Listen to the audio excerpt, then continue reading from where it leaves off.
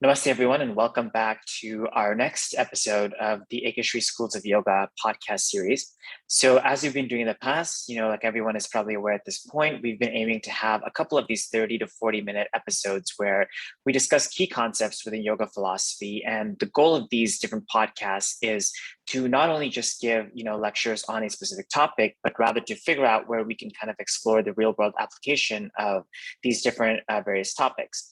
And part of the goal of these podcast series is to form a repository of content within the EkaShri Schools of Yoga to basically have this content be accessible to anyone who's interested in kind of understanding how these different topics that we might teach in a yoga class or around yoga philosophy are basically applicable to our day-to-day lives.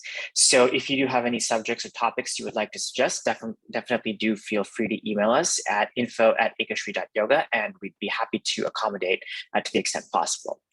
So today's topic, we have an interesting topic planned around the word Om. And I think a lot of you are aware, I think anyone who's been familiar with the Hindu tradition or even yoga philosophy just more broadly is familiar with the word Om. And so today we wanted to dissect this a little bit more and really get a sense of how this word is supposed to be thought through and what exactly the implications of this word really is. So Shriramji, thank you for being here today. So why don't we just maybe go ahead and start the very simple and basic question, which is, what does the word Om mean in Sanskrit? Thank you, Vedantji, and thank you all for joining the podcast.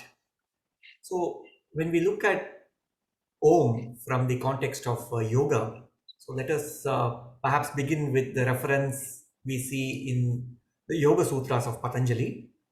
So Patanjali calls the word Om as a Pranava.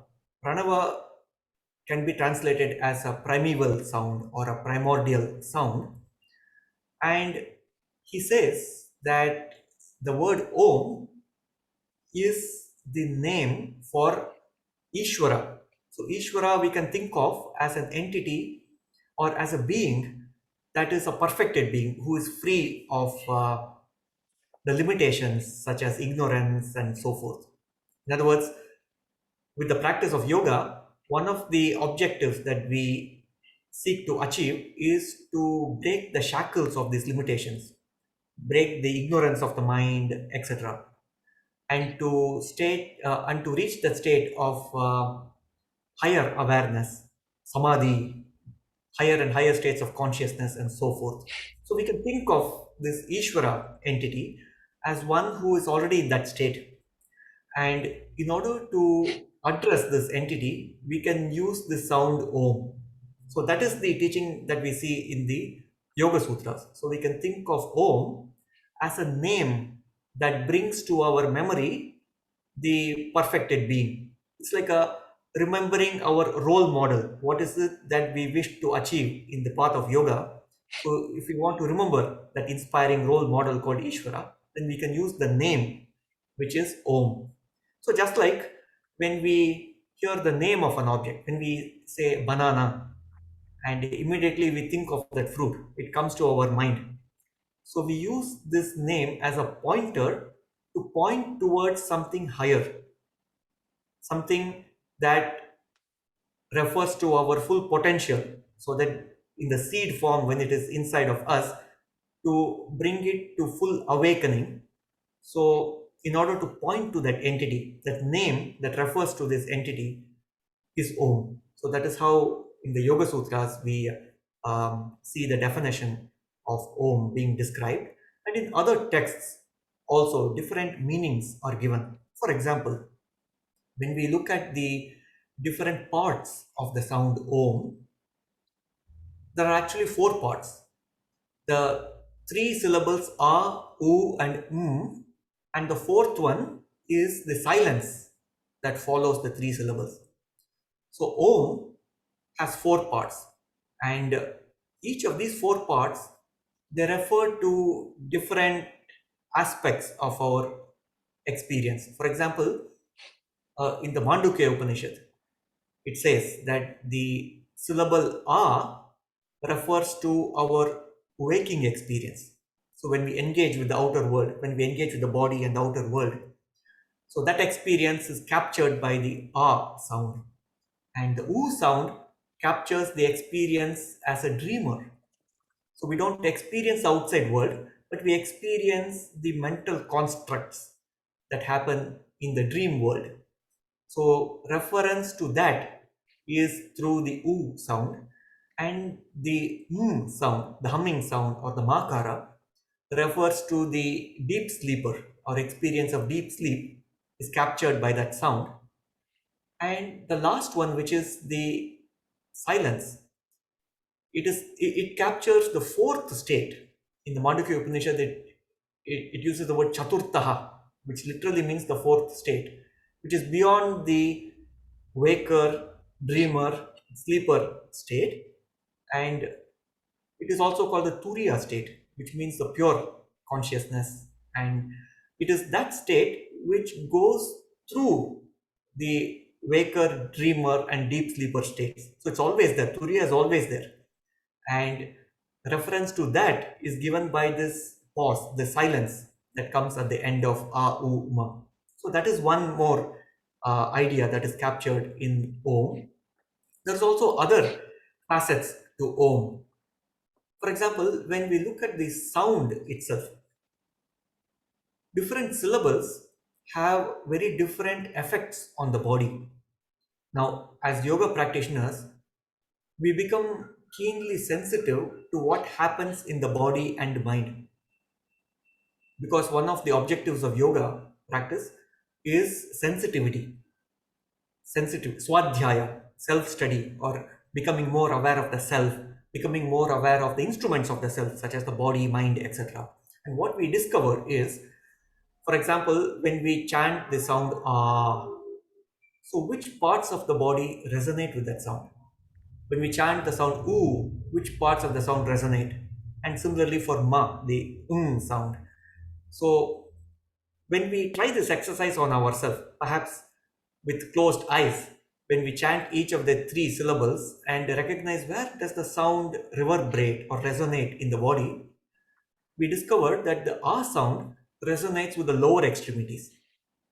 And then the oo sound resonates with the heart region, the thoracic cavity. And the sound resonates with the head region.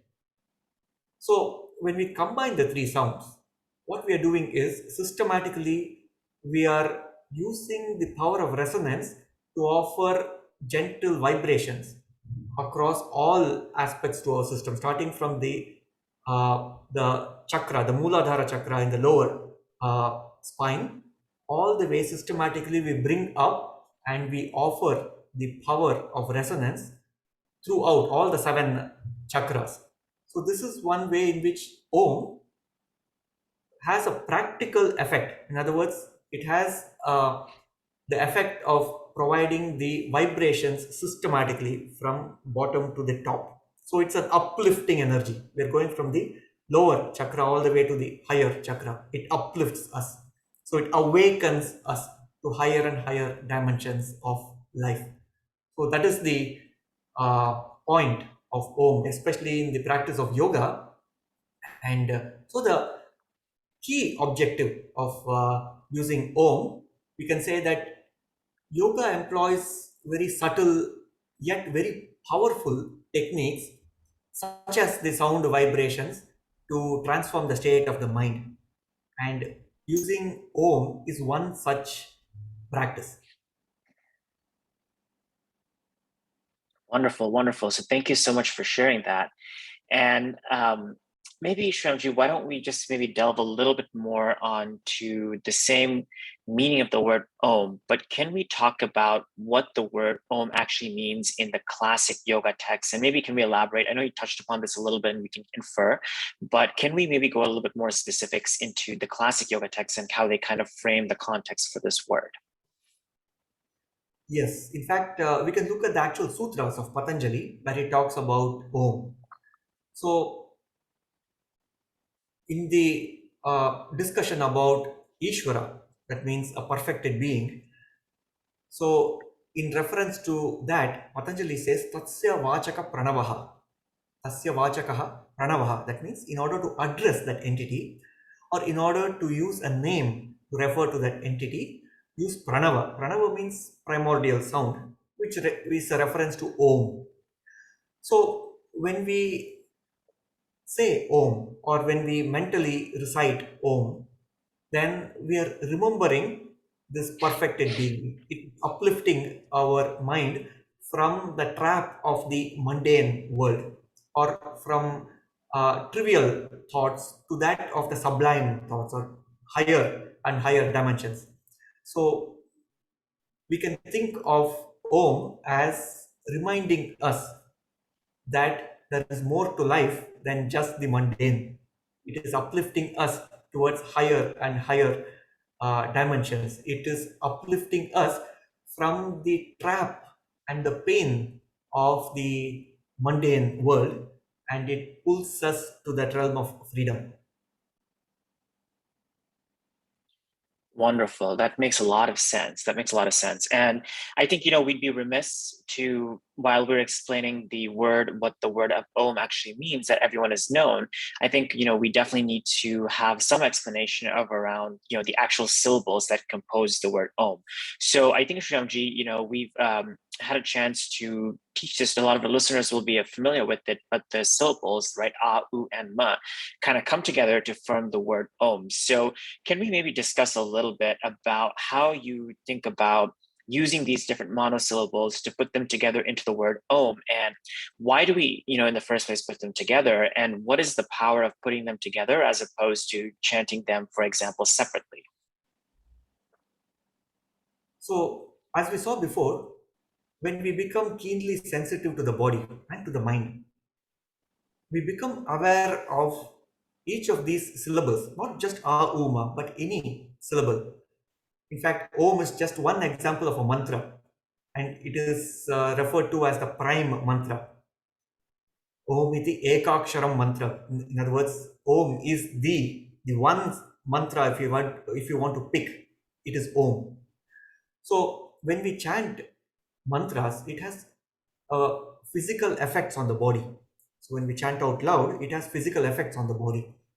And as we saw before, when we chant Ah, there is a space of resonance that happens in a particular part of the body. We can say it's the abdominal cavity, the lower part of the body. And then U creates the resonance in the chest region, the thoracic cavity. And Ma, or humming sound, creates resonance in the head region. Now, why these three syllables? Why not other syllables? That's a very interesting question as well. And what I have heard through my teachers is these three syllables are very special in the sense that they don't use the tongue. You don't need to use the tongue. In any other syllable, for example, if you were to say E or A or O, so we'll have to modulate the tongue in a very specific way to produce that sound, you see. Whereas A, U, these are the only three syllables where we don't engage the tongue. In other words, the tongue is relaxed. So starting with the mouth open, ah sound, and then slowly when we close the mouth, the sound starts transforming itself from ah to oo. You see, ah, when we close the mouth, and then when the lips are sealed, then it produces the ma or the makara, the humming sound. So these three syllables are special in that way because it doesn't need the uh, participation of the tongue. In other words, we relax the tongue. And these three sounds produce the vibrations in different parts of the body, the lower, middle, and the upper part of the body. And when we integrate them, we're actually using the energies starting from the lower part of the body all the way up and introducing the healing vibrations across all the 7 chakras. So that is the subtle meaning when we chant the sound Om. What happens in our subtle body, in all these chakras. And just one more time, Shriram, what is the importance of not having to use the tongue in this, chant? Like why is that important specifically? Yeah, that is just an observation that one of my teachers made. Oh, it is interesting to note that these are the only three syllables that doesn't require the participation of the tongue. The tongue is relaxed. And maybe it has significance, which I'm not aware of. Maybe there is significance. Why this becomes important in the construction of the most important mantra, which is Om. Got it. Got it. That makes sense. So I think that's an important point that our audience can keep in mind, and hopefully that gives a sense of, when we go through the different, things like relaxations and stuff, when we couple it with these different, chanting of these different syllables, I hope our audience now has a sense of why we do it and why we say, for example, feel, the vibrations resonating throughout this certain part of the body. Hopefully there's a sense of context now to these, basically these specific syllables. So thank you for explaining it that way, Shramji. So I guess let's move on to now that we've explored sort of what the structural foundation of the syllable Om is, as well as what exactly we expect to, what we should think about when actually chanting. Let's maybe now move on to what the benefits are, and specifically, what does chanting the word Om actually mean for an individual, and what are the benefits? So maybe Shriramji, maybe why don't we start with the physical benefits, and then we can get into the various different dimensions apart from physical benefits after that. So when we chant the three syllables, as we saw, it creates resonance in different parts of the body. So we're introducing vibrations in different parts of the body. So how is it beneficial in practice? Let us examine that, because it's very interesting. And in order to drive home the point, why these subtle vibrations are physically beneficial, in other words, how does it benefit the body? My teacher used to give a very beautiful metaphor, or I should say analogy, a very beautiful analogy he used to give. Consider a jar of sand. Consider a jar of sand. And if the surface of the sand is uneven, so you have ups and downs on the surface of the sand, what would you do to level the surface of the sand? Perhaps you would shake the jar of sand, right? In other words, you introduce some vibrations and the surface of the sand will even out. So when we extrapolate this to what happens to the body and mind when we introduce vibrations through mantras. So when we offer subtle vibrations, the ups and downs or the uneven aspects of the body and mind, they get smoothed out. In the mind, for example, when the mind is experiencing ups and downs, it is not in a place of equilibrium. So as we saw in one of the previous sessions, one of the definitions of yoga is samatvam. Samatvam yoga uchyate. When the mind is in equilibrium under all conditions and situations, the mind is established in equilibrium. Whereas when the mind goes through ups and downs, when we are not in equilibrium yet, when the mind goes through ups and downs, then one way to even out the ups and downs of the mind is by offering vibrations. So that is an effect on the mind. Same thing for the body. Now, in the body, what happens is, especially in the nadis or meridians, where the channels that carry the prana, when they are blocked, when there are some obstructions, that means the prana is not flowing in a brisk manner. There is obstructions or resistance to the flow of prana. And sometimes because of that, we feel very dull, because the circulation is not brisk, and the circulation of prana, the life energy, and we have seen what prana is in one of the previous podcasts. So prana, the life-giving energy, when it is moving sluggishly, because there is a lot of these blocks or impediments in the meridians, in the nadis, in order to remove these blocks, one of the most powerful ways is to offer vibrations. The power of sound, when you vibrate it, what happens is the blocks get dislodged, they get broken down or they get dislodged. And in order to see the power of this, my teacher used to give an example. In one of the procedures to remove kidney stones, one of the new ways, especially in the last 20 or 30 years, is through a process called lithotripsy. In lithotripsy, what they do is to send sound waves, powerful sound waves, and these sound waves, they break the stones and they can be flushed out of the system very easily. So previously, before lithotripsy was introduced, the only way to remove the kidney stones was through surgical intervention, you see. But whereas the power of sound, it can break the stones and it can flush it out of the system in a very easy manner. We don't have to introduce surgical intervention. So like that, the blocks that appear in the nadis, in order to remove them, to cleanse the nadis so that the prana can move more brisk in the system, the power of sound is helpful.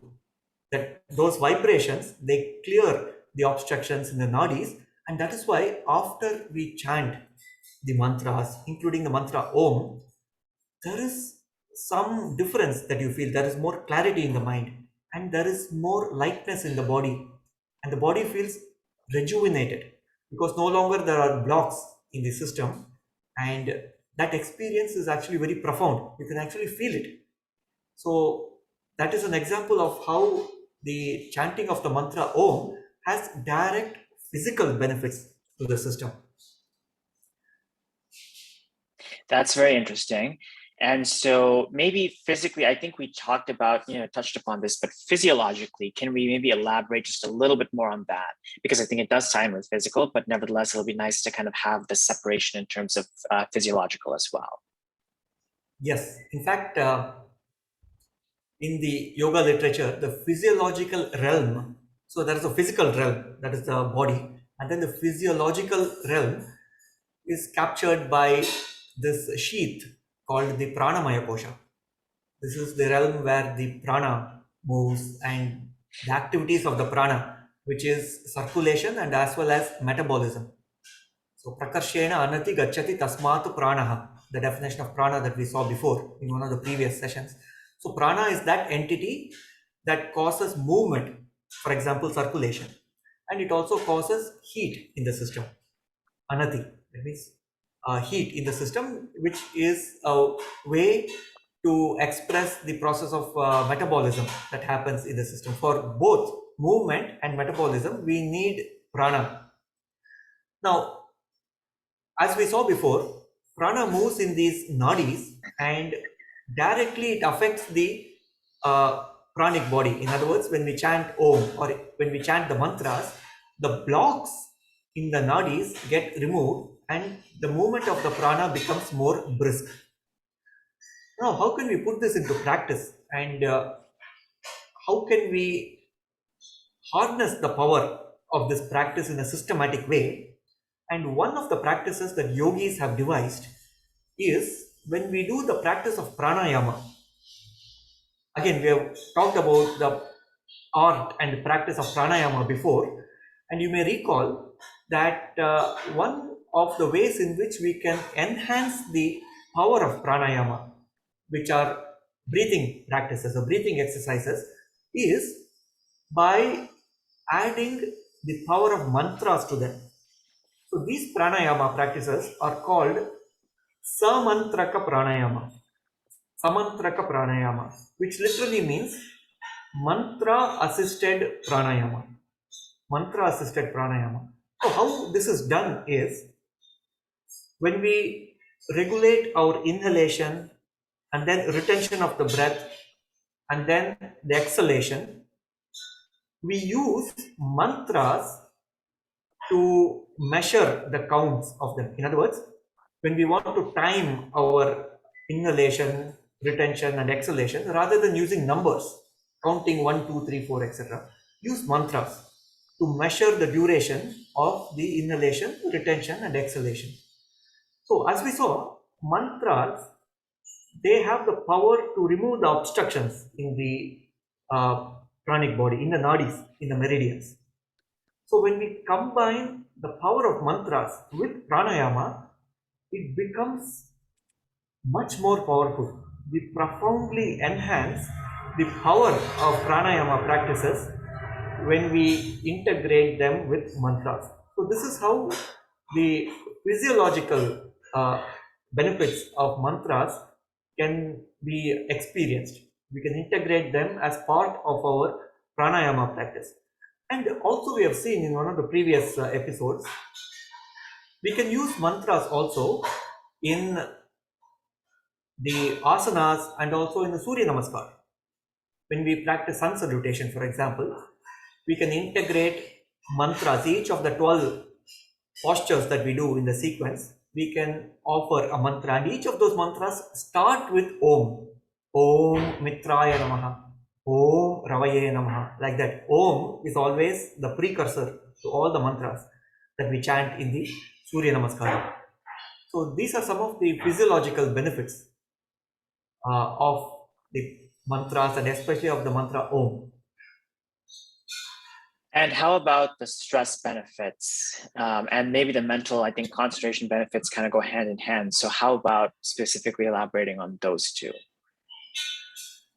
Yes, in fact, Patanjali makes a very interesting statement in the Yoga Sutras. He talks about Om.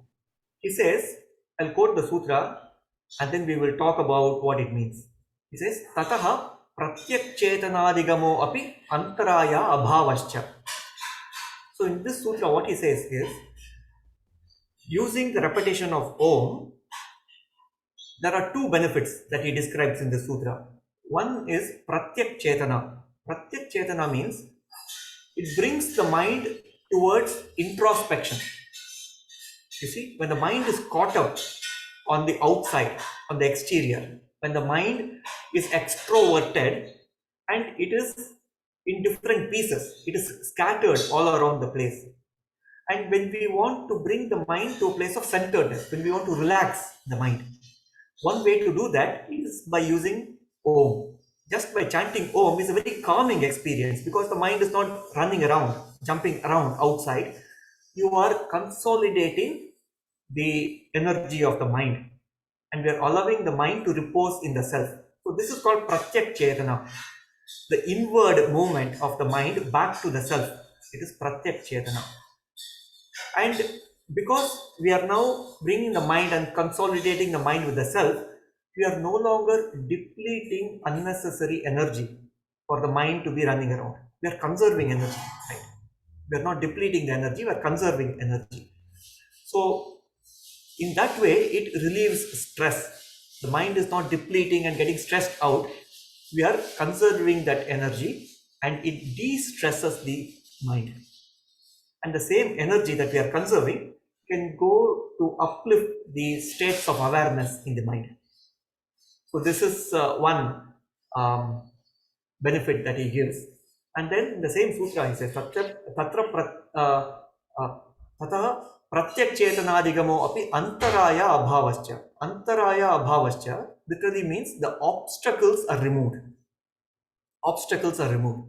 And one obstacle that we already saw in the pranic body, in other words, the blocks in the meridians, they get removed by the power of the sound of the Om, because it's just like the Lithotripsy example, where you dislodge and you break down the blocks in the nadis and they get flushed out of the system. It cleanses the nadis. So that is one way to understand the pratyak chetanadhigamo antaraya abhavascha. The blocks are removed. And later on in the Yoga Sutras, Patanjali also talks about the specific obstacles in the path of yoga, and perhaps we will cover them in one of the future sessions as well. So as a stress buster, the power of Om is remarkable. In fact, just by listening to a slow Om chant, and you will find some recordings of that on YouTube, for example. Just put them and allow yourself to be immersed in that chant of Om, or you can chant Om yourself. And this practice of repeated chanting of Om is called japa. repeated chanting of Om, and that is a very calming experience.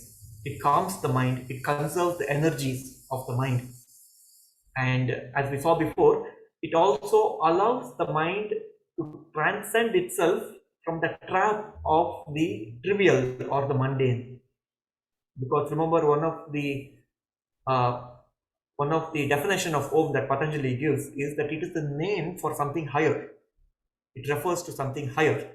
So it allows the mind not to get trapped and bogged down by the mundane, but overcome that. I'll see the life as a play rather than as a big challenge.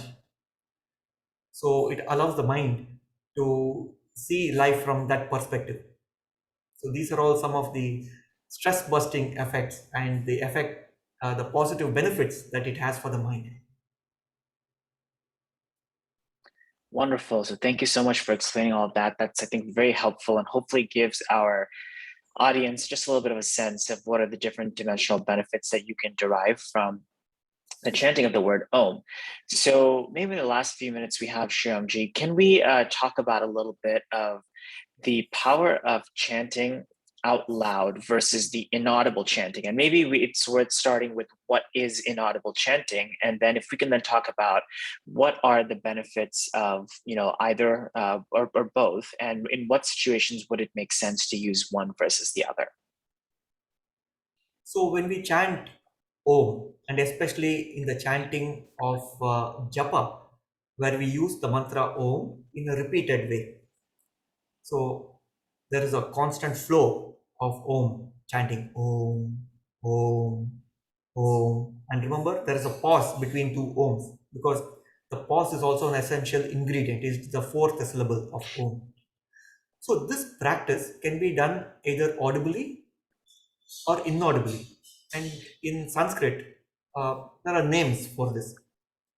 When we chant out loud, it is called ahata nada. That means stuck sound, that sound which is produced in the physical realm. Whereas when we chant in the mind, so it is inaudible, but you hear it in the mind. So this is the unstuck sound. It is called anahata nada. Anahata nada. And both have their place. So of course, when we chant out loud, you can actually feel the vibrations in the body. And in one of the texts, classic yoga texts called Yoga Yajnavalkya, we see a big description about how japa should be performed, and when we chant out loud, so we feel the effect in the body, but there is more power to the japa when we make it more and more subtle. So in the beginning, we start by chanting out loud, and a little later, perhaps the chanting is not so loud, it becomes a whisper. And then in the next step, it is not even a whisper. We are not even producing the sound physically, it becomes anahata nada, and it is produced only in the mind. You see, so there are three stages, and the more subtle we take the chanting, the more powerful it becomes, because it works now in the subtle body, not just in the physical realm, but in the subtle body, in the pranic level. And just because the sound is not produced, it doesn't mean that there are no vibrations, because those vibrations that are produced in the anahata nada, that means when it is in the mental realm, those vibrations affect the subtle body. There are still vibrations that are produced in the nadis, in the meridians, and the meridians that carry the flow of prana, when there are obstructions in them, those obstructions can be dislodged, they can be broken down and flushed out of the system. So coming back to the practice of japa itself, the repeated chanting of a mantra such as Om, in fact, Patanjali mentions the word japa explicitly. Tad japas tadartha bhavanam, he says in one of the sutras. When we chant the mantra Om as a japa, repeated chanting of Om, what happens is, so this sutra that I just quoted can be interpreted in two ways. One way is tad japas tadartha bhavanam. Artha means meaning. So the japa should be done with the meaning of Om in mind. So that is one way to interpret the sutra. So it is not just a mechanical chanting of Om, but we are chanting Om, repeating the chant Om in japa while keeping the meaning of Om in our mind. And what is the meaning? It is the name of this Ishvara or this perfected being. We are using Om to think of something higher than the mundane. So this is one way to interpret this sutra. And my teacher also used to give one more interpretation. For japas tadartha bhavana, what happens is the artha means the meaning of the sound Om, it becomes a bhavana. Bhavana means an experience. The meaning becomes an experience by repeated chanting of Om, by japa. You see, many times intellectually we know the meaning of something, but it is not our experiential reality yet. So, in order to bring the meaning as a lived reality, as an experiential reality, then Patanjali says it can be done using japa. Repeated chanting of Om will actually make you experience that Ishvara, which is what Om is referring to. So it is not just an intellectual, conceptual entity in the mind. You will experience it with the practice of japa. And while we are on the topic of japa, japa is also a practice that comes under the umbrella of dharana. You may recall, dharana is the sixth limb of Ashtanga Yoga. Dharana is the practice of focus or concentration, where we allow the mind to be placed on one entity or one thing. It is not scattered all around the place, but there is a one pointed mind which is placed on one particular object or idea. So japa is a practice of dharana. For example, when our mind is scattered, and then when we sit for japa, what happens is the mind needs to be on the idea of Om again and again. So you chant Om either audibly or inaudibly, and then before the mind gets scattered and thinks of other objects, you bring the mind again back to Om. You chant Om again. So like that, repeated chanting will bring the mind to be in the same thought, same idea again and again. So it's a very powerful practice of dharana. Wonderful. That's very, very helpful, Shriramji. So thanks for the very crisp explanation on that. And I think last thing maybe we'll quickly end on is what would you say in terms of incorporating the chanting of the word Om into daily lives? How should, our audience think about practicing it, and when, would be the best time to practice it? So any practical guidance around that would be, I think, a great way to end our session for today. In fact, Om can be used in many aspects of our life. For example, whenever we begin something sacred, for example, when we begin the practice of yoga, usually in the traditional yoga classes, we always begin by chanting Om. Maybe chanting Om 3 times, followed by an invocation chant, etc. So as we transition from our day-to-day activities to our sadhana or to performing some sacred activities such as the practice of yoga, then we can chant Om, and that transforms the mind from a scattered mind to that place of more focus and a mind that is now open to higher and higher states of consciousness. Or when we are doing something very important, for example, when we want to study for an exam and we don't want to be gripped by anxiety or fear and so forth, right? So when we chant Om 3 times, then we are saying, okay, I'm now doing a sacred activity. I want to learn. I want to study. I want to learn. So before embarking on something which is very important to us, we can chant Om, maybe Om 3 times and so forth. Another way in which Om can be used, the 3 syllables can be used, is in the practice of deep relaxation. So in one of the practices, DRT, deep relaxation technique, which many of the audience might be familiar with, or also called the Yoga Nidra, where yogic sleep, where we enter deep space of relaxation, we can use the power of sound. So when we lie down and we want to go deeper and deeper in relaxation, we can relax each of the 3 parts of the body, the lower extremities, the trunk, and the head, using the 3 mantras. For example, we can scan the lower extremities, the feet, the knees, and up to the hips. And then when we chant ah, we are actually offering vibrations to the lower extremities. Because remember, the sound ah resonates with the lower extremities. And then we transition to the mid segment of the body. And then we can use the sound oo to bring resonance to the mid segment of the body. And just like the sand example, where if there is unevenness, when there is restlessness, then introducing the sound, introducing the vibrations will bring it to a place of equilibrium. So we bring equilibrium, relaxation to the mid segment of the body with oo, and then the sound with the head region. So that way we are actually using the power of the 3 syllables of Om, and then of course after the 3 syllables is the deep silence. And once we scan the whole body and use all the 3 syllables and use the 4th syllable, which is silence, as my teacher used to say, use the sound to create more silence, not to create more sound. You see? So the 3 syllables of Om create the perfect entry point for silence, which is the 4th syllable of Om. And because of all these reasons, right?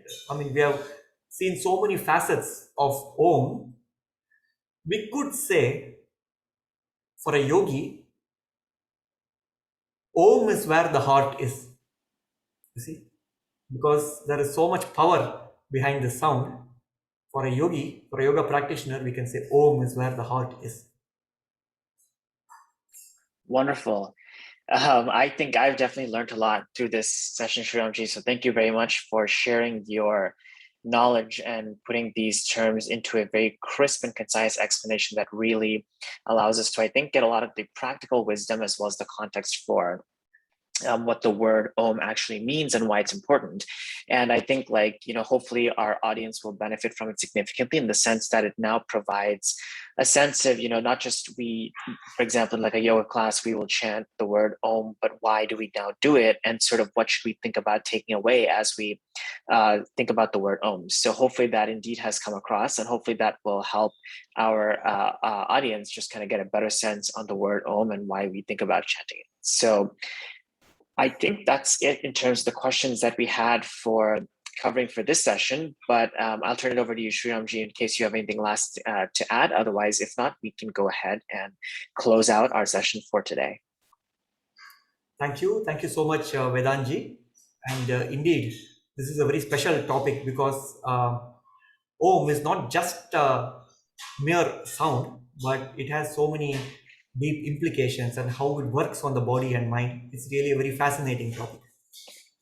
Definitely, indeed it is. So hopefully we'll have a chance to explore this topic in further depth at some point in the upcoming sessions as well. Perfect. Thank you very much, Shriramji. Namaste. Thank you. Namaste.